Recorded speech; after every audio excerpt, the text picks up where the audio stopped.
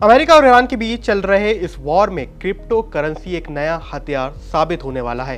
Iran के crypto game और उस पर अब ट्रम्प के एक्शन के बाद अब खाड़ी देशों में चल रहा ये युद्ध केवल बारूदी नहीं होगा, बल्कि अब इसमें बिटकॉइन भी एक अहम किरदार निभाने वाला है। आज के इस वीडियो में गहराई से समझते हैं कि कैसे आखिर ईरान ने हॉर्मोज में क्रिप्टो की मांग क्यों की है और कैसे अब ईरान के करोड़ डॉलर के क्रिप्टो एसेट्स को दुनिया भर में फ्रीज कर क्या अमेरिका क्रिप्टो का गेम ईरान का खत्म करने वाला है। तो सबसे पहले इस पूरी फसाद की कहानी को समझते हैं। तो दुनिया के सबसे संवेदनशील समुद्री रास्ते यानी कि स्ट्रेट ऑफ हॉर्मोज, जिसका नाम आपने पिछले कई दिनों से लगातार सुना होगा, वहां पर ईरान ने एक बड़ा फैसला लिया था। ईरान ने एक ऐसा क्रिप्टो गेम शुरू किया था जिसने अमेरिका और पूरी दुनिया की नींद उड़ा दी थी। सबसे पहले ये समझना जरूरी है कि हॉर्मोज दुनिया की इकोनॉमी के लिए क्यों जरूरी है। दरअसल ये वही रास्ता है जहां दुनिया का 20% क्रूड ऑयल इसी संकरे रास्ते से होकर गुजरता है। अगर ये रास्ता बंद हो जाए तो पूरी दुनिया के पहिए यानी दुनिया भर की इकोनॉमी की रफ्तार रुक सकती है। इसी रास्ते से पैसा कमाने और अपनी इकोनॉमी को चलने के लिए IRGC ने एक सनसनीखेज ऐलान किया था। इस महीने की शुरुआत में IRGC की ओर से ऐलान किया गया था कि हॉर्मोज से गुजरने वाले हर तेल टैंकर को प्रति बैरल $1 का सिक्योरिटी और मेंटेनेंस फीस देना होगा। लेकिन इसमें सबसे बड़ा ट्विस्ट ये था कि ये पूरा पेमेंट डॉलर या फिर यूरो, जिसमें स्टेबल कॉइन की USDT या फिर बिटकॉइन की मांग की गई थी। यानी जो भी टैक्स दिया जाएगा, इसे आप टोल भी बोल सकते हैं, वो सीधे रूप में बिटकॉइन में दिया जाएगा।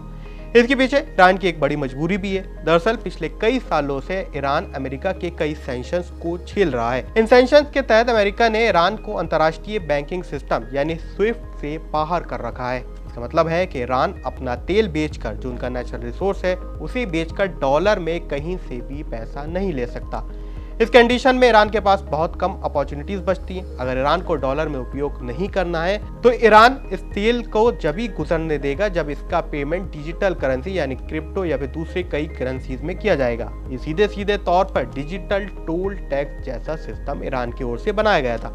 इसके जरिए ईरान उन प्रतिबंधों को बाईपास कर रहा था जो उसकी अर्थव्यवस्था पर पिछले कई दशकों से दबाव बनाए हुए थे। लेकिन अमेरिका इस कदम के बाद चुप नहीं बैठना था। अगर ईरान क्रिप्टो में टैक्स लेता तो उसकी इकोनॉमी दोबारा से वापस आ सकती थी। तो जैसे ही ईरान ने क्रिप्टो वसूलना शुरू किया, क्रिप्टो का ऐलान किया, तो अमेरिकी ट्रेजरी विभाग ने दुनिया भर के देशों के साथ हाथ मिला लिया। अमेरिका के इस एक्शन के बाद अपनी जासूसी और डिजिटल फॉरेंसिक का इस्तेमाल अमेरिका की ओर से किया गया। इसमें उन वॉलेट्स का पता लगाया गया जो ईरान से जुड़े थे, यानी वो क्रिप्टो करेंसी जहां पर ईरान इन पेमेंट्स को ले सकता था या फिर जहां पर वो अपने क्रिप्टो करेंसी स्टोर कर रहा था। इसी के बाद एक और खबर आती है जिसमें बताया गया है कि अमेरिका ने ईरान के $344 मिलियन के क्रिप्टो एसेट्स को अलग अलग देशों के एक्सचेंजेस पर फ्रीज करवा दिया।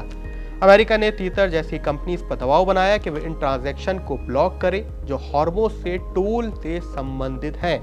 ये एक बहुत बड़ा निर्देश था। भले ही क्रिप्टो करेंसी डिसेंट्रलाइज है, यानी इस पर किसी देश का प्रतिबंध नहीं है, किसी देश के कंट्रोल में नहीं है, लेकिन बड़े खिलाड़ी अभी भी आपके पैसे तक पहुंच बना सकते हैं। अब आते हैं सबसे बड़े इश्यूज पर। अगर हॉर्मोज का ये क्रिप्टो वॉर सिर्फ 2 देशों की लड़ाई तक सीमित नहीं है, इसका कई और देशों पर भी असर पड़ सकता है। याद कीजिए वो दौर जब यूक्रेन रशिया वॉर के समय US की ओर से उस समय रशिया के कई $100 बिलियन के एसेट्स को फ्रीज कर दिया गया था।